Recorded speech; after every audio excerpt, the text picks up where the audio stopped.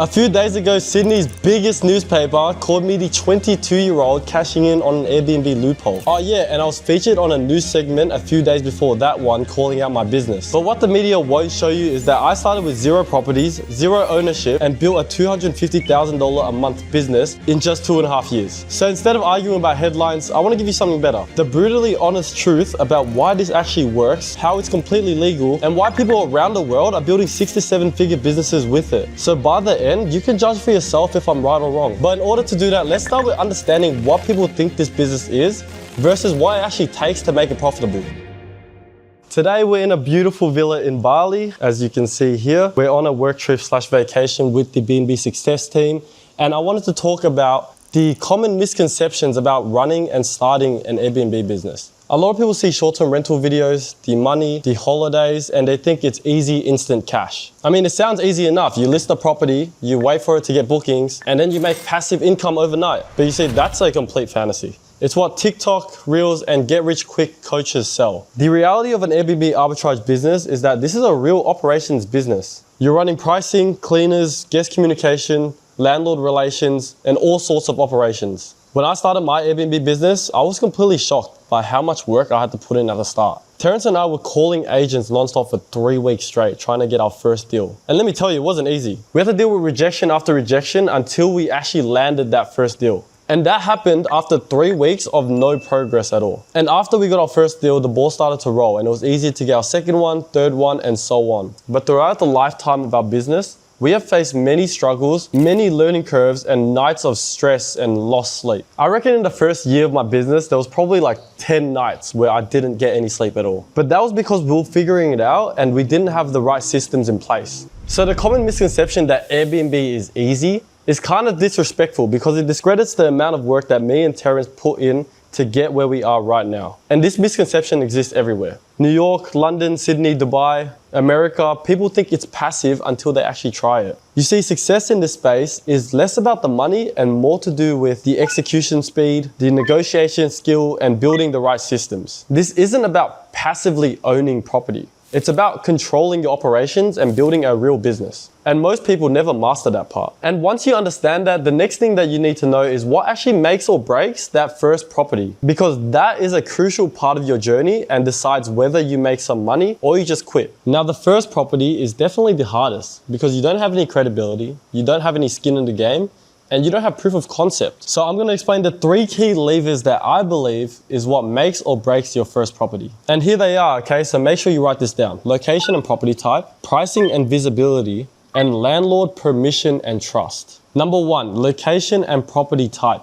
Most people think that they can just pick any property and it will be profitable no matter what. But the thing is, you have to choose a market that has steady short-stay demand and where the supply of listings is lower. You can't just choose any pretty house in any location. And with property types, any configuration works. 1 bedroom, 2 bedroom, 3 bedrooms, 4 bedrooms, it doesn't matter. As long as you analyze how that property type performs in that certain locality. What I recommend for beginners is that you stick in a local city or local area that you already know has short stay demand because you live around or in there. And then analyze the certain property types in that location. So for example, if you were to look at 1 bedrooms in this certain city, how much do they rent out for on the long-term market? What's the average comparable listing price? And then on Airbnb, filter down to 1 bedrooms and see how much people are charging. This will give you a good idea of the profitability of 1 bedrooms in your location, and then you can repeat this process for 2 bedrooms, 3 bedrooms, and so on, and find out which property type that you will go for. Of course, that's a very simple breakdown. You also have to consider a lot of different factors, such as the supply of long-term rentals in the market, how easy it is to acquire that rental, how premium the properties are, and so on. Number 2 is pricing and visibility of your listing. Now, this is where most beginners fall flat. I can instantly tell a bad listing from a good listing at very first glance. And there's a couple of factors for this. First of all, they're photos. If you're cheaping out on photos and, for example, taking iPhone photos or hiring a very cheap photographer, it's going to show in your listing and it's going to show in your listing performance as well. Invest in good photography because those couple $100 is going to yield you thousands of value in the long-term run. Another important factor that distinguishes bad hosts from good hosts is your pricing. A lot of beginner hosts use static pricing, and this is just purely a bad way to price because the real estate market and especially the short-term rental market is not static, it's dynamic. There are fluctuations every day in market demand, and you have to account for this. So I would suggest using dynamic pricing tools such as Price Labs or Wheelhouse to capture changes in market demand. You can't just set your listing at $250 a night and leave it like that, because your weekends could be going for $350 a night. And what about when Taylor Swift visits your city? You might be able to charge $1,000 a night. So being able to capture these changes in the market with your prices is very key for running an Airbnb business. Okay, you might be thinking, Jordan, that is cool and all, but I don't even have my first property yet.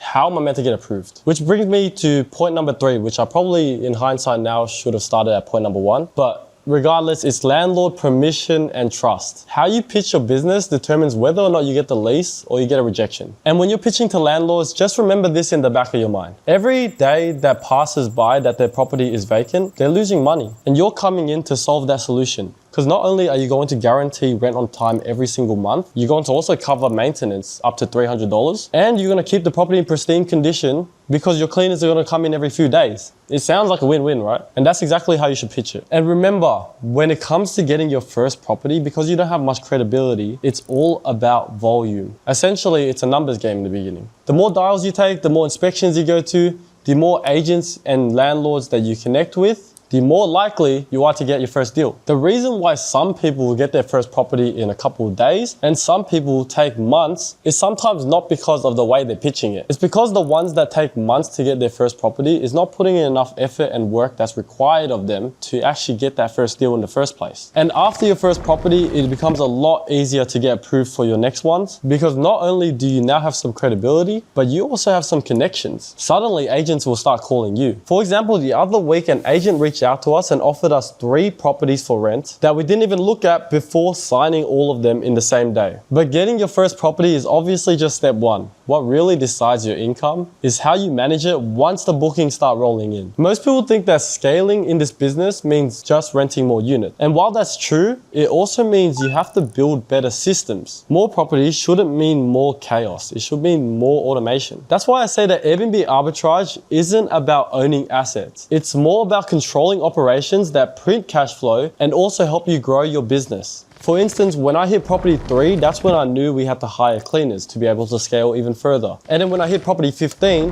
when I was dealing with all the guest communications by myself, that's when Terrence and I knew that we had to hire a virtual assistant to be able to take care of guest communications for us and allow us to scale efficiently and effectively. And then at property 35, we hired an operations manager to oversee the cleaners and oversee the VA to keep the day-to-day running smoothly. And today we sit at 45 units and the entire operation runs in just 4 to 5 hours a week contribution from the founders. But none of that matters if you don't survive the hard part, which is the reality check that breaks most people before they ever reach property number 3. You see, everyone sees the booking screenshots, the payouts from Airbnb, the money hit your bank account, but nobody sees the setbacks. So I'm gonna share with you guys the early frustrations of my business so that you guys can sit there and watch me vent. Okay, so I'm sure a lot of you guys are aware of the concept of economies of scale. And for those who aren't aware of this important business concept, it basically means that as you scale your business, things become a lot cheaper because your fixed cost is spread out across multiple units. Also, bigger operations tend to use better systems, processes, and operations. So ultimately, everything is just more efficient and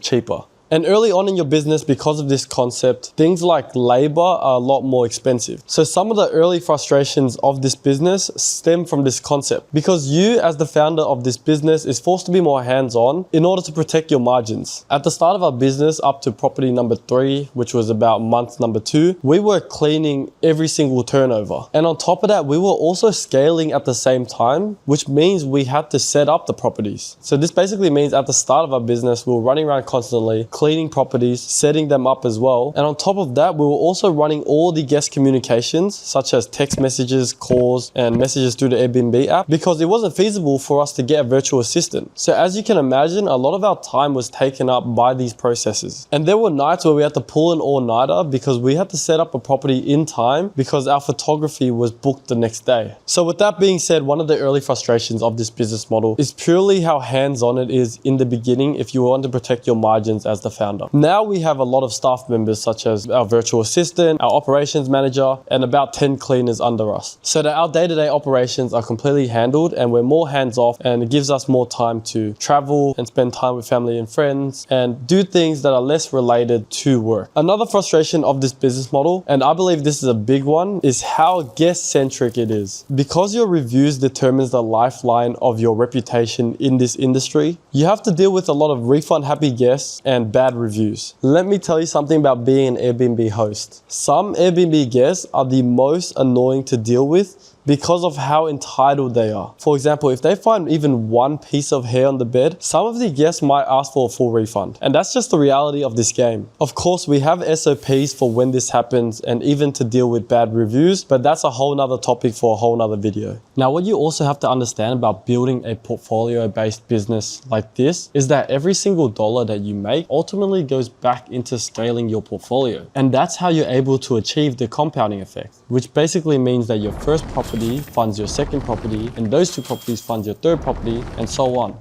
I've had nights where I made $20,000 in revenue and I still felt broke because every cent just went back into scaling. And so here's the real mental game when it comes to starting and running your own Airbnb arbitrage business. Airbnb arbitrage is about handling volatility, it's about staying disciplined with reinvestment, and it's also about learning to treat emotional spikes like data and not drama. Because ultimately, if you're able to control your mind, then you're able to control your business. And this isn't just about short-term rentals. Every business looks glamorous until you're in the trenches. You see, in this business and in most businesses, delayed gratification is the real barrier. It's not because the business is hard, it's because most people can't wait long enough for it to actually work. But those who can are able to build freedom fast. And that's why this business works. Because 99% of people will give up before they ever learn to manage it like a professional.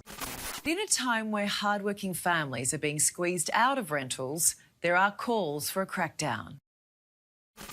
Okay, let's acknowledge the criticism. People think that Airbnb hosts are driving up rental prices or pushing the locals out. First of all, it must be said that rental arbitrage as a whole is completely legal as long as you get landlord permission. We are operating completely inside of the law. There is no loophole and there's definitely no illegal activities going on. Landlords get guaranteed rent. Cleaners, virtual assistants, staff members, and any person or business that is servicing the short-term rental industry gets consistent work. We create hundreds of thousands of jobs around the world that are contributed to Airbnb hosts. Housing crises exist everywhere. Sydney, LA, Toronto, London. But this business didn't create that problem. In fact, it actually emerged because of it. I grew up seeing people struggle to buy homes. And this model gave a way to build income without using debt. It gave everyday people the opportunity to enter the real estate market without locking up hundreds of thousands of dollars. Yes, of course, affordability is real, but innovations begin where systems break. This business is a byproduct of opportunity. You can build wealth and still do it responsibly, contribute to communities, pay fairly, and treat it like a real business. The rental crisis that we are seeing today is not a result of Airbnb or even short-term rentals as a whole. It's a result of years of underbuilding, population growth outpacing the housing supply massively, rising construction costs, interest rate hikes, councils slowing approvals, and deeper structural problems with our economy. Okay, so if you're still watching this, here's my brutally honest advice about starting and running an Airbnb arbitrage business. Number one, if you're waiting to feel ready to start, then you've already lost. Action is what creates certainty and competence. The perfect time doesn't exist. Number two, if you're scared to talk to landlords, then you're not ready for business. Confidence is built through repetition, built through experience. There's no shortcut. Number three is reinvest for 12 months. Don't touch the profit until the system runs without you. Number four, building a business means building systems. Because ultimately, if a business relies on you, then you don't run a business, you run a job with a few extra steps. My fifth advice is the ones who win are the ones who move fast and learn fast. The quicker you make decisions, the quicker you fail, learn, and progress. And finally, my last advice is if you are doing this for money, you'll quit before it ever gets easy. This business didn't just make me well off. It also made me disciplined. It forced me to grow up fast. And whether you're watching this from Australia,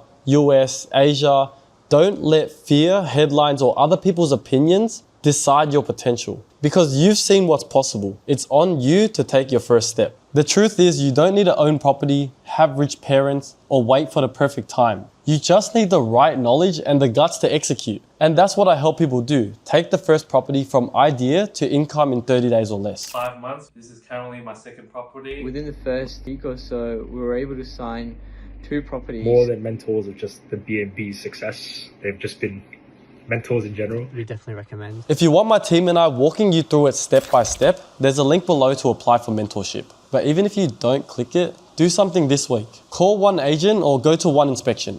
Because the only difference between people who watch these videos and those who actually change their life is that one of them got started.